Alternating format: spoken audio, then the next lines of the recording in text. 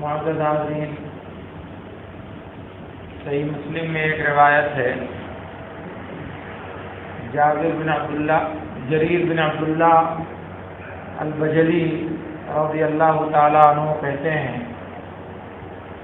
کہ ہم لوگ دن کے ابتدائی حصے میں اللہ کے نبی صلی اللہ علیہ وسلم کے پاس بیٹھے ہوئے تھے کہ اتنے میں کچھ لوگ آپ کے پاس آئے، ننگے پیر، ننگے بدن، ان کے تہبند اور چادریں پھٹی ہوئی تھیں۔ ان میں سے بیشتر لوگ قبیلہ مضر کے تھے، بلکہ سب کے سب اسی قبیلے کے تھے۔ اللہ کے نبی صلی اللہ علیہ وسلم نے جب ان کی محتاجگی، پریشانی اور ان کی فقیری کا یہ حال دیکھا تو آپ کا چہرہ بدل گیا۔ آپ بہت کرب اور تکلیف میں پڑ گئے۔ اس کے بعد آپ نے بلال کو حکم دیا کہ تم اذان دو۔ بلال نے اذان دی، اس کے بعد اقامت کہی، پھر نبی صلی اللہ علیہ وسلم نے ظہر کی نماز پڑھائی، اور ظہر کے بعد نبی صلی اللہ علیہ وسلم کھڑے ہوئے اور خطبہ دیا، قرآن کی کچھ آیتیں پڑھی، اور اس کے بعد کہا کہ اے لوگوں صدقہ کرو، اے لوگوں تم لوگ صدقہ دو۔ اللہ کے نبی صلی اللہ علیہ وسلم نے اعلان کیا تو سب لوگ مسجد میں بیٹھے ہوئے ہیں، کوئی آدمی صدقہ دینے کے لیے یا اللہ کے رسول صلی اللہ علیہ وسلم کے حکم کی تعمیل کے لیے آگے نہیں بڑھ رہا ہے کہ اتنے میں ایک آدمی دونوں ہاتھ بھر کر کے کھجور لے کر کے آیا اور لا کر کے اللہ کے رسول صلی اللہ علیہ وسلم کے سامنے رکھ دیا۔ پھر ایک آدمی ایک تھیلا چاندی لے کر کے آیا اور وہ لا کر کے اللہ کے نبی صلی اللہ علیہ وسلم کے پاس رکھ دیا، اور اس کے بعد لوگوں نے مسلسل دینا شروع کیا۔ راوی کہتے ہیں کہ یہاں تک کہ میں نے کھجور کا ڈھیر، کھانے کا ڈھیر اور غلے کا اور کپڑے کا ڈھیر دیکھا جو رکھا ہوا مسجد نبوی میں۔ تو اللہ کے نبی صلی اللہ علیہ وسلم خوش ہو گئے، اتنا خوش ہوئے کہ آپ کا چہرہ چمکنے لگا جیسے آپ کے چہرے پر سونے کا پانی چڑھا دیا گیا ہو۔ فتحلل بشرا کأن وجهه مبهما، کہ اللہ کے نبی صلی اللہ علیہ وسلم کے چہرے پر مارے خوشی کے وہ چمک پیدا ہوئی کہ دیکھنے والے نے محسوس کیا کہ آپ کے چہرے پر سونے کا پانی چڑھا دیا گیا ہے۔ اس کے بعد پھر اللہ کے نبی صلی اللہ علیہ وسلم نے فرمایا، جس نے اسلام میں کوئی اچھا طریقہ ایجاد کیا، کوئی اچھی سنت کو رواج دیا، تو اس کو اس کا ثواب ملے گا، اور اس کے بعد جو لوگ اس پر عمل کریں گے ان کو ان کا ثواب بھی اس کو ملے گا، اور ایک کی وجہ سے دوسرے کے ثواب میں کچھ بھی کمی نہیں ہوگی۔ اور جس نے کوئی برا طریقہ ایجاد کیا تو اس کو اس کا گناہ ملے گا، اور اس کے بعد جو اس پر عمل کرے گا اس کو بھی اس کا گناہ ملے گا، اور جس نے ایجاد کیا تھا اس کو بھی گناہ ملے گا، اور ایک کی وجہ سے دوسرے کے گناہ میں کوئی کمی نہیں ہوگی۔ اللہ کے نبی صلی اللہ علیہ وسلم، یہ حدیث ایسے ہی ہے، اللہ کے نبی صلی اللہ علیہ وسلم نے صحابہ کرام کو جو وفد کی شکل میں آپ سے ملاقات کرنے آئے تھے، ان کے بدن پر پہننے کے کپڑے نہیں، پیروں میں پہننے کے جوتے نہیں، ساقہ چہرے سے ظاہر ہو رہا ہے، محتاجگی، پورا بدن محتاجگی کا اعلان کر رہا ہے، تو ظاہر ہے کہ یہ پریشانی دیکھ کر کے نبی صلی اللہ علیہ وسلم مضطرب ہو گئے، پریشان ہو گئے، اور پھر صحابہ کرام سے کہا کہ تم لوگ صدقہ دو۔ کوئی سن نہیں رہا ہے، پھر مزید پریشان ہوئے کہ آخر لوگ یہ بات مان کیوں نہیں رہے ہیں، صدقہ لا کیوں نہیں رہے ہیں۔ اس کے بعد جب ایک آدمی نے لا کر کے کھجوروں کا ایک معمولی سا حصہ آپ کے سامنے رکھا اور اس کے بعد لوگ پے در پے صدقہ اللہ کے نبی صلی اللہ علیہ وسلم کے دربار میں پیش کرنے لگے، تو آپ نے اس پہلے انسان کو جس نے سب سے پہلے صدقہ لا کر کے دیا تھا اس کو بشارت سنائی کہ اس کو دیکھ کر کے باقی لوگوں نے صدقہ دینا شروع کیا، اس لیے جتنے لوگ صدقہ دیں گے ان سب کے ثواب کا ایک حصہ اس کو بھی ملے گا جس نے پہلے نمبر پر صدقہ میں پہل کیا تھا، کیونکہ باقی لوگ تو بیٹھے ہوئے تھے، سب کوئی نہیں لا کے دے رہا تھا، مگر جب اس انسان نے معمولی سا اس کے پاس تھا ایک ٹاکا بلکہ ایک مد 400-500 گرام کھجور 1 کلو مان لیں،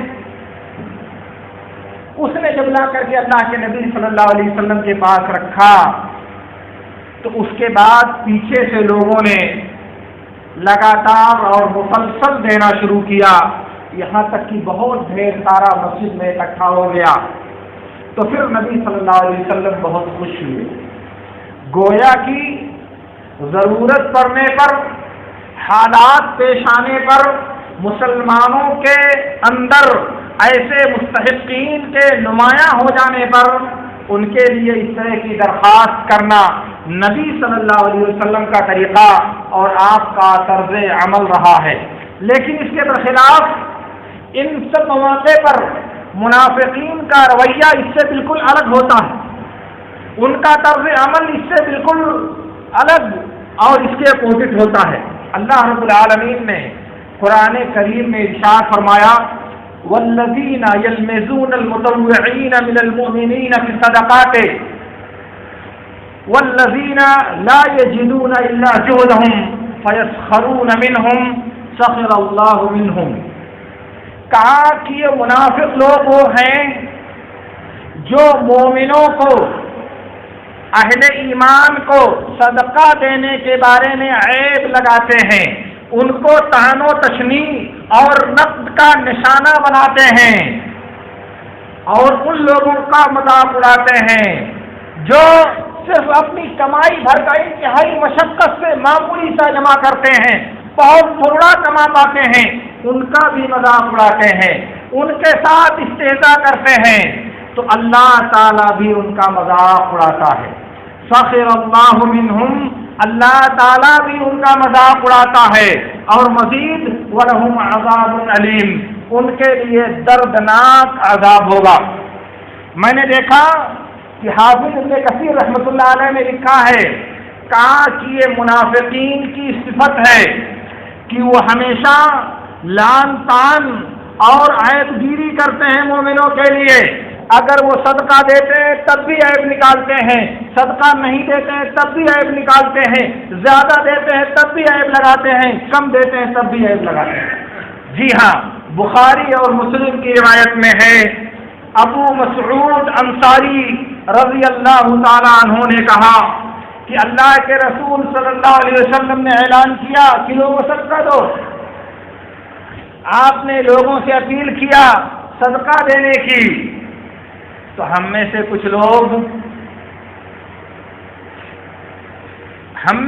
لوگ جا کر کے اپنی پیٹھ پر بوجھ ڈھونے لگے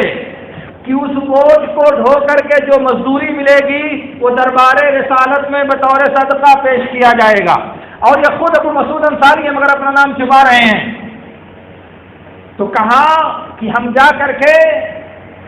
بوجھ ڈھونے لگے اور وہ مزدوری لا کر کے اللہ کے رسول کے دربار میں پیش کرنے لگے۔ ابو عقیل ایک صحابی ہیں، وہ آدھا سا لے کر کے اللہ کے رسول صلی اللہ علیہ وسلم کے پاس آئے، آدھا سا لے کر کے اللہ کے رسول صلی اللہ علیہ وسلم کے پاس آئے، آدھا سا کہو 5 پاؤ، اور ایک دوسرے صحابی ہیں وہ اس سے زیادہ لے کر کے اللہ کے رسول صلی اللہ علیہ وسلم کے پاس آئے۔ تو منافقوں نے کہا اللہ تعالیٰ کو اس کے صدقے کی کیا ضرورت ہے، اللہ تعالیٰ تو اس کے صدقے سے بے نیاز ہے، یہ آدھا سا صدقہ اللہ تعالیٰ کیا کرے گا، اس سے تو اللہ تعالیٰ بے نیاز ہے۔ اور دوسرا جو زیادہ صدقہ لے کر کے آیا تھا اس کو کہا یہ تو ریاکار ہے، یہ تو دکھاوا کر رہا ہے، یہ تو مکاری کر رہا ہے۔ اور تب اللہ تعالیٰ نے آیت نازل فرمائی کہ جو لوگ اہل ایمان پر لعن طعن کرتے ہیں صدقات کے بارے میں، اور ان لوگوں پر جو مشقت پر کمائی لے کر کے دربار رسالت میں حاضر ہوتے ہیں، ان کا مذاق اڑاتے ہیں، اللہ تعالیٰ ان کا مذاق اڑائے گا۔ زیادہ دیا تب بھی عیب، کم دیا تب بھی عیب۔ یہ منافقین کی صفت ہے جو اس زمانے میں نبی صلی اللہ علیہ وسلم کے زمانے میں تھی، اور یہ سلسلہ آج تک دراز ہوتا چلا آ رہا ہے۔ ابھی ہمارے زمانے میں اگر آپ جستجو کرو، آپ ڈھونڈو، تو اہل خیر حضرات کے لیے زبانیں طعن دراز کرنے والے، ان کی عیب جوئی کرنے والے، ان پر الزام لگانے والے، انہیں برا بھلا کہنے والے ایک لمبی فہرست میں آپ کو مل جائیں گے۔ ان کے ہاں مخلوقات میں سے کوئی بھی انسان نقد سے بری نہیں ہے، تنقید سے پاک نہیں ہے، سب کے پاس عیب ہے۔ چھوٹا ہو تب بھی عیب دار ہے، بڑا ہو تب بھی عیب دار ہے، اچھا کر رہا ہو تب بھی عیب دار ہے، برا کر رہا ہو تب بھی عیب دار ہے، سارے لوگوں پر عیب ہے۔ اس نے یہ کیا، یہ ایسا ہے، یہ وہ ایسا ہے، یہ کر رہا ہے، وہ کر رہا ہے۔ خود کیا کرتا ہے؟ یہ آئینہ کبھی اپنے چہرے کے سامنے نہیں رکھتا، ساری دنیا کو اپنے آئینے میں تولتا ہے۔ یہ عیب اگر کوئی آدمی بھلائی کے لیے چندہ جمع کر رہا ہے، کسی خیر کے کام میں صدقہ جمع کرنے کی کوشش کر رہا ہے، تو اس میں عیب کی بات کون سی ہے؟ لیکن یہ عیب ہے اس میں کیا؟ فلاں لوگوں نے ایسا کیا اور وہ کھا گئے پورا، اس لیے یہ لوگ بھی کھا جائیں گے۔ ماضی میں اگر کسی نے جرم کیا ہے، اگر ماضی میں کسی نے اللہ کے حکم کی مخالفت کیا ہے، تو کیا وہ زندگی بھر کے لیے پورے مستقبل اور پورے قیامت تک کے لیے دلیل بن جائے گا کہ ساری دنیا کے لوگ خیر کا کام کرنا چھوڑ دیں، سارے لوگ بھلائی کے کام سے دستکش ہو جائیں؟ بنے گا یہ ضابطہ؟ لیکن نہیں۔ فلاں آدمی نے ایسا کیا تھا، فلاں آدمی نے ایسا کیا تھا، تو اس لیے جو لوگ ابھی بر وقت ایسا کر رہے ہیں ان کے بارے میں بھی یہی بات ہے کہ وہ بھی اس کو کھا جائیں گے۔ لیکن یہ بات سمجھنی چاہیے کہ جو آدمی اللہ کی رضا کی خاطر، جو آدمی اللہ رب العالمین کی خوشنودی کے لیے بھلائی کے کام میں آگے بڑھتا ہے، دین کے کام میں اپنا قدم بڑھاتا ہے، اور سچائی کے ساتھ اللہ کے دین کو اجاگر کرنے کی کوشش کرتا ہے، اس کو اگر کسی نے صدقہ دیا، اس کو اگر کسی نے خیرات دیا، اس کو کسی نے اگر کوئی چیز پیش کی اللہ کی رضا کے لیے، تو ذمہ دار کون ہے؟ دینے والا یا لینے والا؟ دینے والے نے دے دیا، اس کا صدقہ ادا ہو گیا۔ بخاری کی ایک روایت میں ہے، ایک آدمی نے کہا کہ میں آج صدقہ کروں گا، صدقہ کر کے لے کر کے گیا تو دے دیا صبح میں ایک آدمی کو، بعد میں پتا چلا کہ وہ تو بہت امیر آدمی ہے، امیر آدمی کو صدقہ دے دیا۔ صبح اور لوگوں نے کہا سبحان اللہ، رات میں تو ایک امیر آدمی کو صدقہ دیا گیا ہے۔ پھر دوسرے دن اس نے عہد کیا کہ میں صدقہ کروں گا، تو اس کا صدقہ ایک زانی انسان کو مل گیا، زناکار انسان کو۔ لوگوں نے کہا سبحان اللہ، زناکار انسان کو صدقہ دیا گیا ہے۔ پھر اس نے صدقہ کا ارادہ کیا تو ایک چور کو لے جا کر کے دے دیا۔ تو کہا کہ عجیب و غریب بات ہے، سبحان اللہ، چور کو صدقہ دیا جا رہا ہے۔ تو اس کو اللہ رب العالمین نے فرمایا کہ تمہارا صدقہ قبول کر لیا گیا، کیونکہ جو مالدار کو تو نے صدقہ دیا ہے،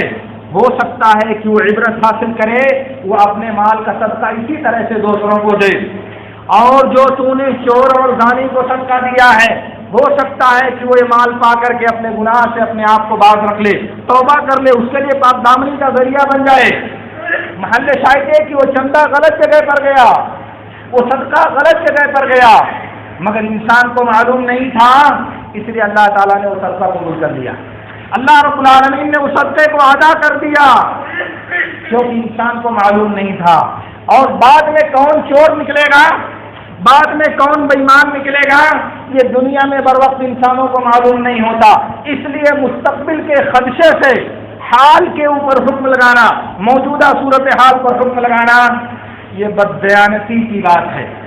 یہ بزدلی کی بات ہے، یہ ارجاف کی بات ہے، یہ اسلامی جماعت اور مسلمانوں کی صفوں میں دراڑ پیدا کرنے کی بات ہے، اور اس کے علاوہ کچھ نہیں۔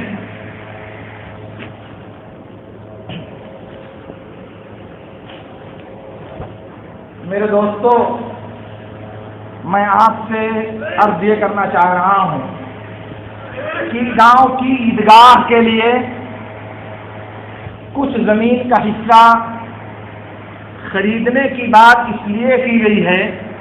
کہ ہمارا دین یہ ہے کہ عیدین کی نماز مرد اور عورت دونوں ساتھ میں ادا کریں گے،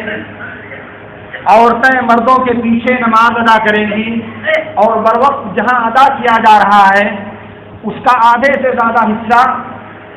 کسی دوسرے کی ملکیت اور کسی دوسرے کا حق ہے، وہ عیدگاہ نہیں ہے۔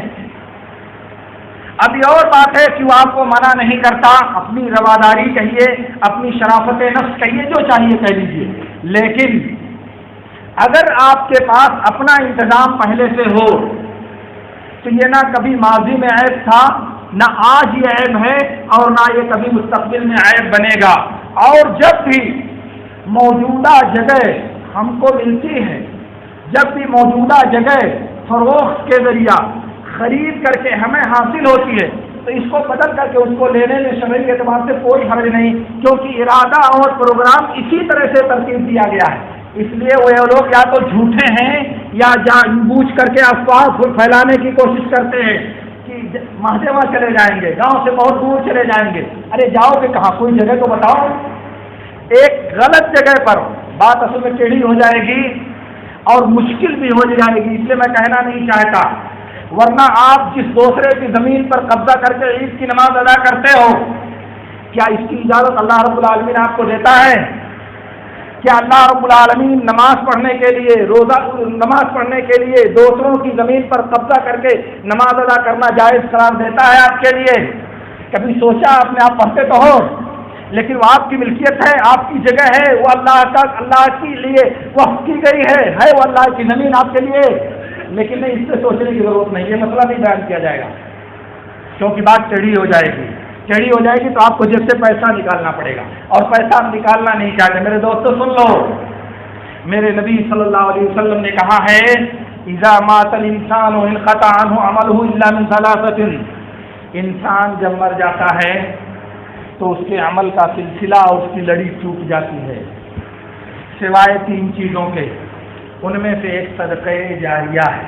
یہ زمین جو آپ 1 پیسہ 2 پیسہ دے کر کے خریدو گے، یہ جب تک قیامت تک یہ زمین باقی رہے گی تب تک اس کا اجر اللہ رب العالمین آپ کے نامہ اعمال میں لکھتا رہے گا۔ یہ وہ موقع ہے صدقہ جاریہ کا جو کم سے کم میں نے دیکھا ہے کہ زندگی میں بہت کم آتا ہے، بہت کم فرصتیں اس طرح کی انسانوں کو میسر ہوتی ہیں، اور اس طرح کی فرصت ملنے کے بعد اگر اہل ایمان اپنے ایمان کی کاشت اور اس کی کھیتی کو ہری نہیں کر لیتے تو پھر اور کون سے موقع کی جستجو کرو گے؟ بجائے اس کے کہ آگے بڑھو، بجائے اس کے کہ حوصلہ اور ہمت دلاؤ، بس ہمتی کی بات، 2 رخی کی بات، سامنے کچھ اور پیچھے کچھ، کیا یہ وہی بات نہیں ہے جو نبی کے زمانے میں منافقین کہا کرتے تھے ارے یہ تو دکھاوے کے لیے ہے، یہ دینے سے کیا حاصل ہوگا؟ 1 مٹھی بھر کھجور دے کر کے اللہ کو کیا ضرورت ہے اس مٹھی بھر کھجور کی؟ نہیں میرے دوستو، میرے نبی صلی اللہ علیہ وسلم نے کہا ہے رب درہم سبق 1000 درہم، بہت مرتبہ 1 روپیہ ہزاروں روپے پر بھاری پڑتا ہے۔ 1 مد وہ جو کھجور لے کر کے آئے تھے صحابی، وہ پورے مسجد میں جمع ہوئے صدقے کے ڈھیر پر بھاری پڑ گیا، اور میرے نبی نے کہا کہ اس کو قیامت تک اس کا اجر ملے گا، جو اس نے دیا تھا اس کا بھی، اور بعد میں جتنے لوگوں نے دیا سب کا اجر اس کو ملے گا۔ 1 روپیہ بہت دفعہ ہزاروں روپے پر بھاری ہوتا میرے دوستوں۔ بہرحال اللہ رب العالمین سے میری دعا ہے، باتیں کچھ اور میں کہنا چاہ رہا تھا، لیکن بہرحال اللہ رب العالمین سے میری دعا ہے کہ اللہ رب العالمین ہمیں ان باتوں کو سمجھنے اور ان پر عمل کرنے کی توفیق عطا فرمائے۔ وآخر دعوانا ان الحمد للہ رب العالمین۔ اقول لكم ما تسمعون واستغفر الله لي ولكم۔